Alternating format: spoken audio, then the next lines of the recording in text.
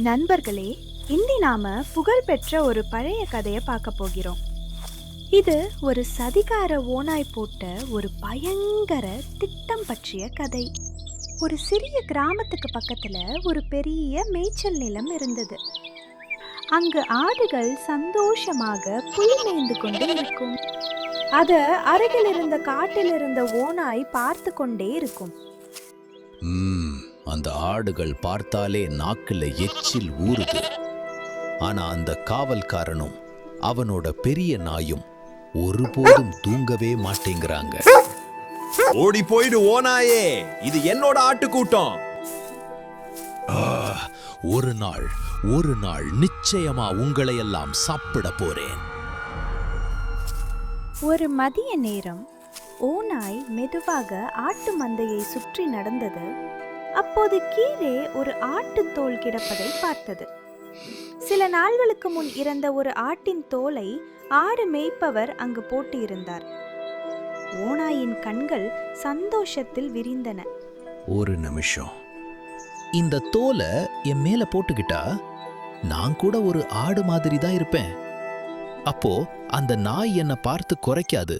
மேய்பவனுக்கும் என் மேல் சந்தேகமே வராது. அப்புறம் நான் ஆடுகள் மத்தியில நடக்கலாம். அப்புறமா சாப்பிடலாம். அந்த ஆட்டு தோலை எடுத்து தன் மேல் போட்டுக்கொண்டது. இப்போ அது பார்க்க ஆடு மாதிரியே இருந்தது. ஆனா உள்ளுக்குள் அதே கொடூரமான ஓநாய். அது கொஞ்ச நேரம் ஆடு மாதிரி பயிற்சி செய்தது. நட புல்ல தின்னு. ஆஹா, செம்மையா இருக்கு. யாருக்கும் நாம ஓநாயின்னு தெரியாது. காவல்காரர் வேறு பக்கம் பார்க்கும் பொழுது ஆட்டுத்தோல் போர்த்திய ஓநாய் மெதுவாக ஆட்டுக்கூட்டத்துக்குள் நடந்து போனது. 2 ஆடுகள் அதனை பார்த்தன.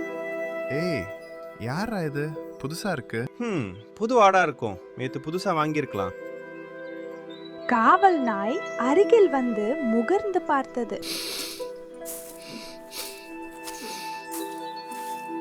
வாசமும் நடையும் ஆடு மாதிரி தான் இருக்கு. ஓநாய் தனக்குள் சிரித்தது. என் திட்டம் ரொம்ப அருமையா வேலை செய்து. இன்னைக்கு ராத்திரி எனக்கு ஒரு அருமையான விருந்து காத்திருக்கு. மாலை நேரம் ஆடுகள் கொட்டகைக்கு செல்லும் நேரம் வந்தது. கொட்டிலுக்கு போற நேரம் ஆச்சு. போ போ, உள்ள போ. வேகமா சீக்கிரம் உள்ள போங்க. ஆடுகளோடு சேர்ந்து ஓநாயும் உள்ள போனது. அதன் இதயம் வேகமாக துடித்தது. ஆனால் முகத்தினை மிக அமைதியாக இருப்பது போல் வைத்துக் கொண்டது. அனைத்து ஆடுகளையும் அடைத்த பின் காவல்காரரின் முகம் மிகவும் சோர்வாக இருந்தது. இந்த வாரம் முழுவதும் கடினமான வேலை. இன்னைக்கு இரவு நல்ல ஆட்டுக்கறி சாப்பிட்டுட்டு தூங்கணும். சாப்பாட்டுக்கு ஒரு பெரிய கொழுத்த ஆடை பிடிப்போம்.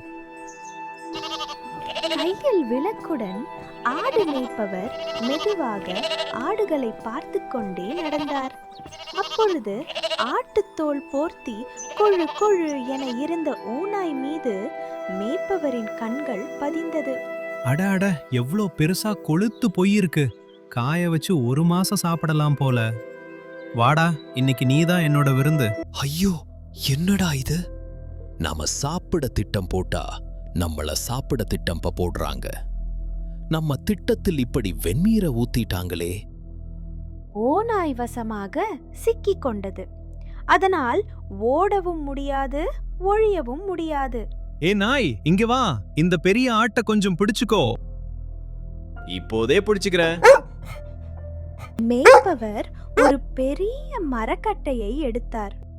மன்னித்து விடு ஆடே, நீ இன்று எனது இரவு உணவு.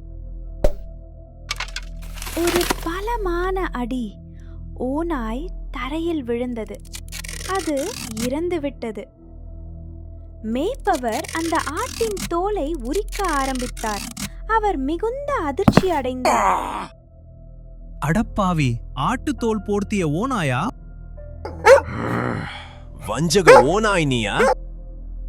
புத்திசாலின்னு நினைத்து ஓநாய் செய்த திட்டம் தோல்வியில் முடிந்தது. இரவு உணவு சாப்பிட வந்த ஓநாய் இரவு உணவு ஆகியது. நண்பர்களே, நினைவில் கொள்ளுங்கள், நல்லவர்கள் மாதிரி நடித்து உள்ளுக்குள் கெட்டதை செய்ய நினைப்பவர்கள் நிச்சயம் ஒரு நாள் மாட்டிக்கொள்வார்கள். வஞ்சகமும் பொய்யும் சில நேரங்களில் வெற்றியை கொடுக்கலாம், ஆனால் இறுதியில் வஞ்சகம் செய்பவர்கள் தோல்வியை சந்திப்பார்கள். நண்பர்களே, என்னோட கதையை நீங்க பார்த்தது எனக்கு ரொம்ப சந்தோஷமா இருக்கு. நாம நண்பர்கள் ஆகலாமா? உங்களுக்கு இந்த கதை பிடிச்சிருந்தா சப்ஸ்கிரைப் பண்ணுங்க. அடுத்த முறை சந்திப்போம்.